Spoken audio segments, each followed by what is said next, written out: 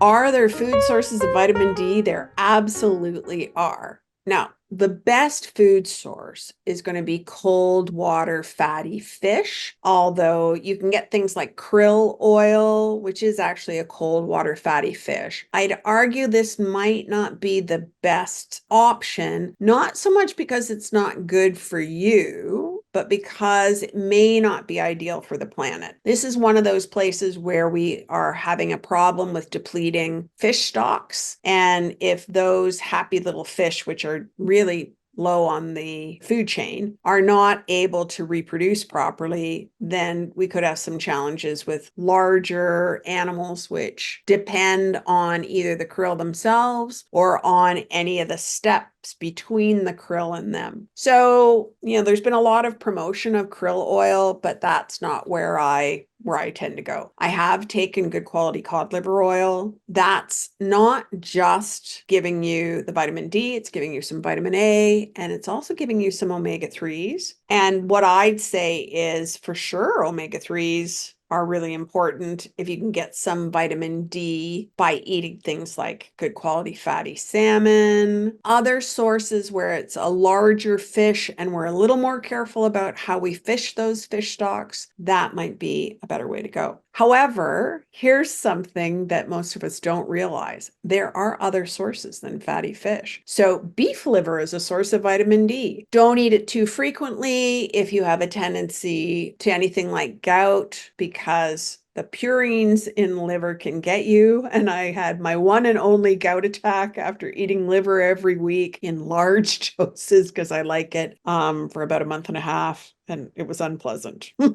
Don't do that.